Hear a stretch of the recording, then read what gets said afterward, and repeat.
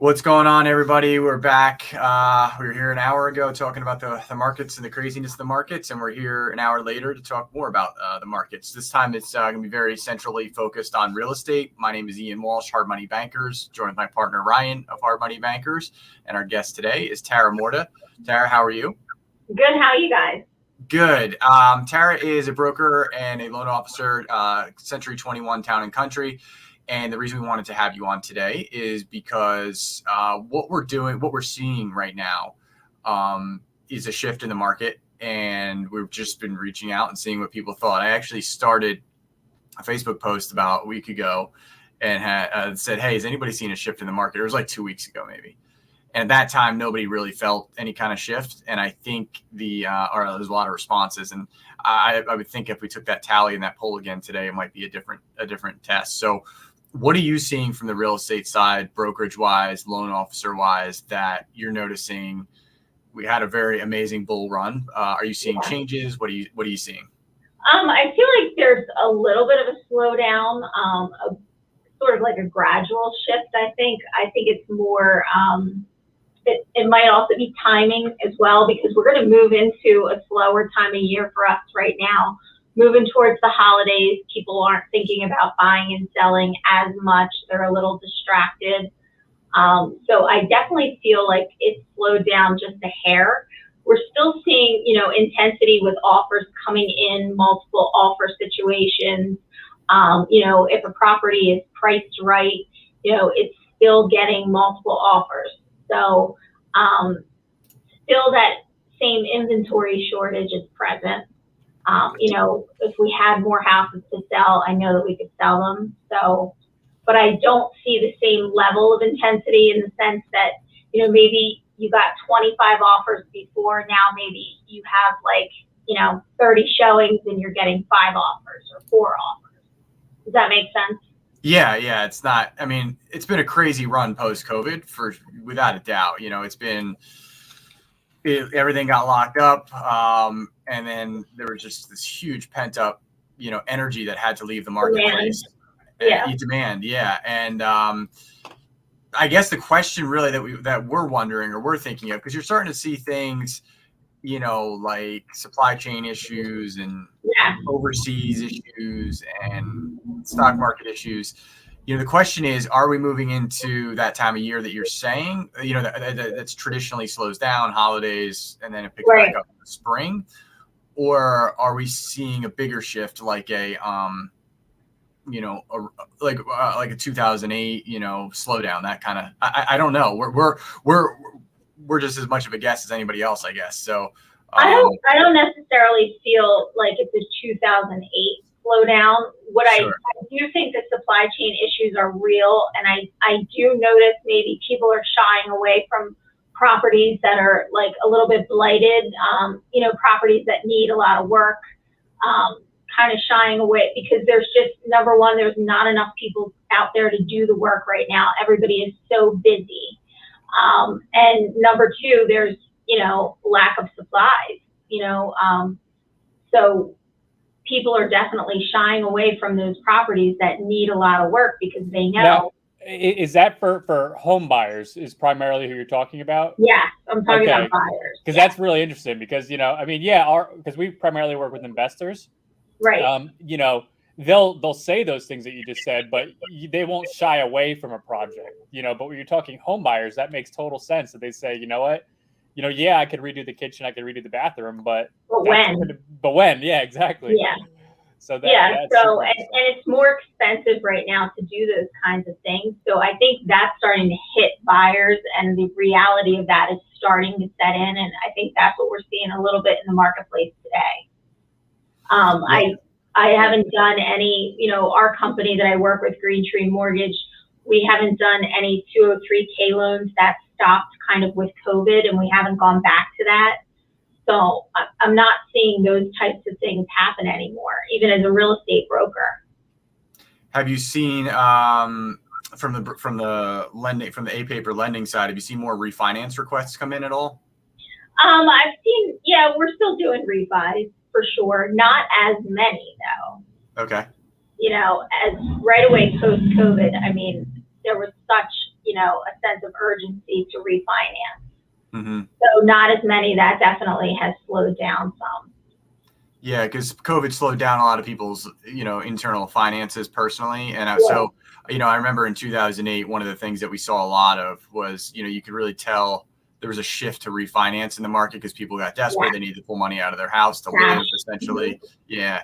So we haven't, I guess that hasn't occurred at this point. But, and the rates have been pretty good for so long. So those people that, what are they really refinancing? You know what I mean? To go. Right. So true. Like if you're tapping into cash, you're probably giving up a pretty good rate to do that. Yeah. Right? Yeah. But then the new year, I do know I wouldn't be surprised if we see the rate increase. Yeah, they're calling for it, right? They're saying, yeah. I mean, but even then, a rate increase in the new year you're still historically low. Like it's not right until you increase like 3%. Really, you're still at this crazy low level. So I don't really know if that sparks any kind of. I mean, I guess it'll suck up some liquidity, but right. I have seen a few people come to me who are looking to get out of a 15 and get into a 30 to kind of free up some cash. Okay. I have seen that, a few times because, they have kids going to college or, whatever the case may be, and they need some of that monthly income like freed up. So. Gotcha. Okay. Well, that makes sense, but nothing shocking at this point. Yeah, not really. Okay. And Tara, I don't, sorry if you said this already. What territory do you mainly cover? So we have an office in Gloucester County, and we also have an office in Salem County. So all of Gloucester County, all of Salem County. We do go in a little bit to Cumberland County. We sell, properties at the shore as well. A little bit in Camden County. We have some agents that work in that area as well. Okay, and it's pretty much the same across the board. There's nothing specific to any region there? No, we're also licensed in PA as well. And, I think, the demand, it's not any really super higher or lower anywhere. It's kind of the same all around. If you put something on the market, you're going to usually get multiple offers if it's in good condition and it's priced appropriately. So that's probably the biggest caveat I'd say from this summer to now, that probably the first I'm hearing it, but it makes total sense that, before it didn't matter the condition of the property, right? People were buying it. But now you're pointing out, I think it matches, everything we're noticing, especially with the supply chain, is good condition properties still getting those bids.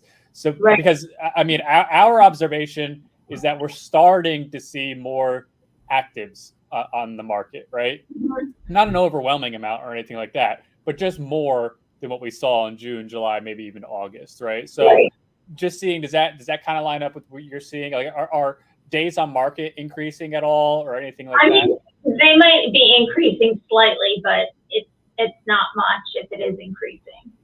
Yep. Yeah. So I mean, my current observation is that we've peaked at 20-30% price increase is probably peaked, I think that's a fair assessment. Yeah. And what also is happening is if the longer the property sits, the less it's worth. So if a property's been on the market for a week or two and it hasn't gone under contract, buyers are savvy.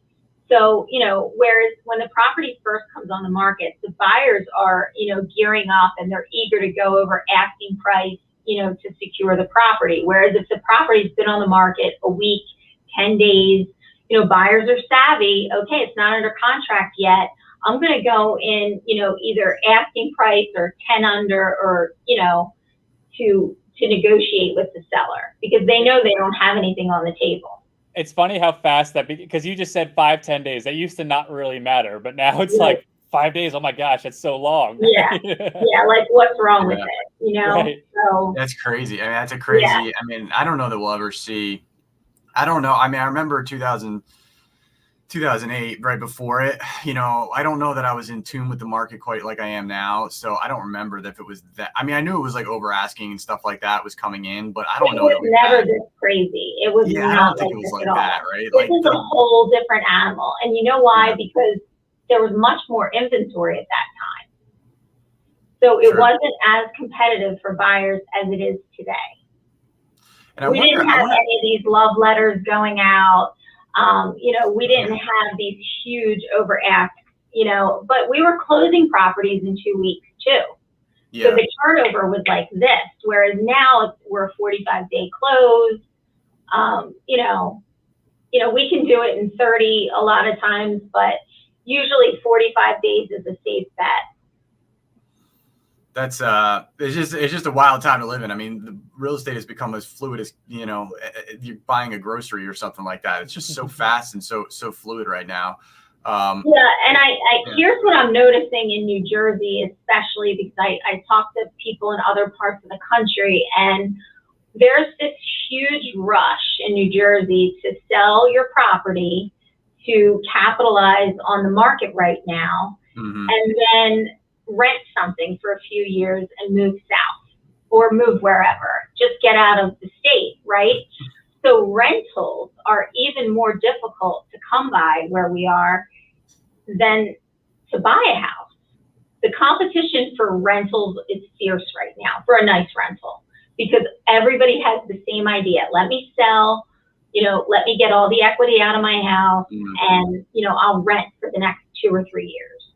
I mean, I get it, right? Like, let's say you've got a house that literally just 3 years ago was going for like $450, $500, and now your neighbor just got $750 for it in like 3 or 4 years later. You're going, that's $250,000 I can take off the table, rent for a couple of years, and roll out. Like, you almost have no choice but to try that, right? Like you have, and I get the logic of it, but that's also people subconsciously saying, hey, we're probably near a top. Like, do I think I'm going to get another $250,000 in the next 3 years? I don't think so, right? Right. So they want to get while the getting is good. And, some people are in the situation where now they can work from home, so they have more flexibility. They can live in a different location, and we're seeing that as well. But generally, like the rentals right now are really, really difficult to come by because you're competing with people that, have great credit. And the only reason why they're renting is because they want to get out of New Jersey.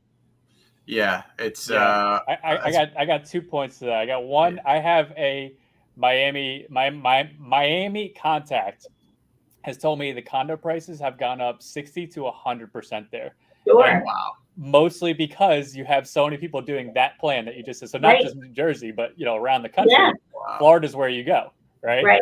And the condo prices. So, I mean, not to get into too many details, but he has to sell his condo basically and move out because it's just like it's not gonna. The price is too good. It's too good. Yeah. And then the other part is I'm actually writing an article right now for Scotsman Guide, and I'm bouncing back with the editor. And because I was telling him, I was like, right now you're seeing a lot of lenders move into the rental space. Like they're pulling away from the first-time home buyers and applying resources in towards rentals. He just said to me, he's like, do you have a source for that? And I said, people I talk to, like it's not public information, but it is where lenders are moving to right now. Yeah. So wild, right? To see lenders, moving away from first-time home buyers. I'm not aware of that ever being done in lending history.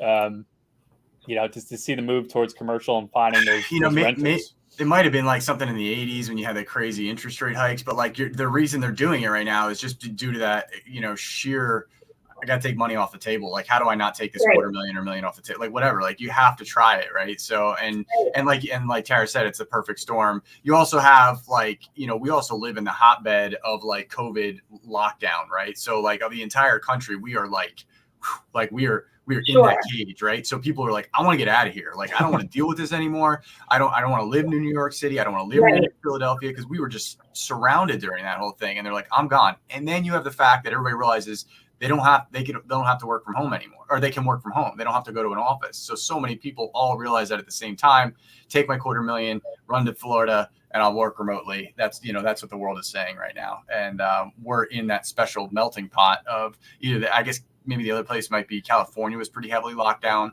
in their stipulations, but we had the DC, Philly, and New York locked, we were like the triangle of the toughest stipulations in the country. So that pressure, whether you agree with what happened or not, that pressure built so heavily into this area upon everybody also moving out of those cities to get into the suburbs, right? So like there was that whole move of like leave New York to get into the New Jersey suburbs or leave Philly. Right. You saw that firsthand, right? So that's a wild shift we have going on right now, specifically where we live. So Tara, what do you think? What do you think we're going to see in the next few months here? Well, I don't think too much is going to change very rapidly. Because of that inventory shortage. So there's never been less houses on the market than there is right now. So I think that inventory shortage is going to keep the market moving. Do you know what I'm saying? And I don't think a whole bunch of people are going to put their property on the market or list their house because they don't have anywhere to go necessarily. So we're still going to see the market continue to move because we only have so many houses that come on the market at one time. Does that make sense? Yeah.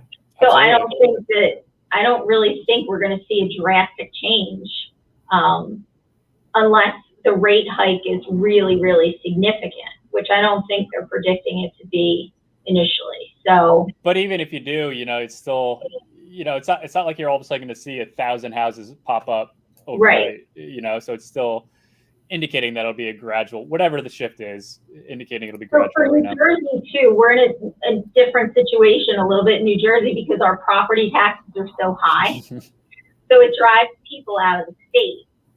So, people, once they finish educating their kids, at least in high school, a lot of them, put their house on the market. You know what I mean? And then you have people, we have great schools in New Jersey, right? So we have a lot of people that move here to take advantage of the school district. So it sort of keeps us moving along. Just keeps constant in, constant out, kind of. Yeah. So I think that the demand will continue just because, the inventory shortage. Yeah. So there's nowhere else to really build.